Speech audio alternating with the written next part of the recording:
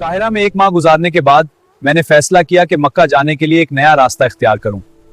दरियाए नील मिस्र के साथ फिर बहीरा अहमर की बंदरगाह एजाब से अरब का रुख करूं। जी चलो। दरियाए नील, इसकी अजमत का अंदाजा लगाना मुश्किल है। यही वो दरिया है जिसने मिस्र को दुनिया की अनाज की टोकरी दरियाए बनाया। नील और उसके शिकारे, क्या दरिया भी समंदर की तरह हो सकता हाँ, है? क्यों नहीं, दोनों में लुत्फ की कोई कमी नहीं। बहुत पर लुत्फ। मैंने एक छोटी सी कश्ती किराए पर ली और जुनूब की तरफ रवाना हो गया। कश्ती आहिस्ता आहिस्ता चल रही थी। नील का पानी साफ और ठंडा था।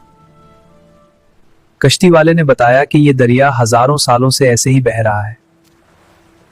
रास्ते में बहुत से गांव आए, वही जिंदगी जो हजारों साल से चली आ रही थी।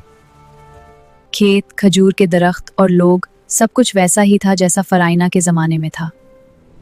कभी कभार दूर से कदीम मंदिर नजर आते थे। फराना की तामीरात जो सदियों से खड़ी थी। मैं सोचता था कि ये लोग कितने अजीम मेमार थे। रास्ते में बहुत से गांव आए, वही जिंदगी जो हजारों साल से चली आ रही थी।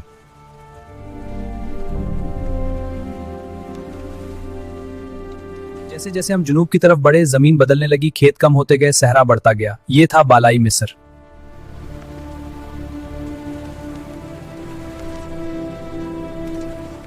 आखिरकार हम इजाब पहुंच गए, बहीरा अहमर की एक मसरूफ बंदरगाह।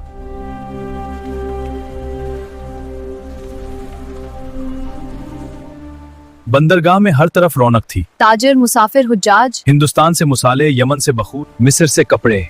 ये शहर एजाब वाकई दुनिया का संगम है। हाँ, सच में।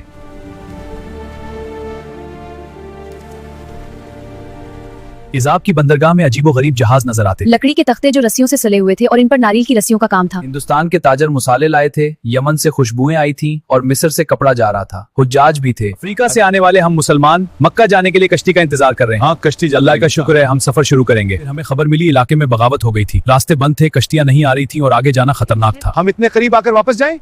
कई दिन इंतजार किया लेकिन कोई कश्ती ना आई। बगावत फैल गई है, समंदर का रास्ता बंद है। मेरा दिल चाहता कि आगे बढ़ूं, लेकिन अकल कह रही वापस चलो। मैंने फैसला कर लिया, हम काहिरा वापस जाएंगे, फिर दमिश्क, जैसा कि शेख बुरहानुद्दीन ने पेशीन गोई की थी। अल्लाह का इरादा और भी कुछ था। हम इजाब से वापस लौटे। ये सफर का सबसे मुश्किल फैसला है और सच कहूं तो दमिश्क बजरिया यरूशलेम अगली किस्त में देखें।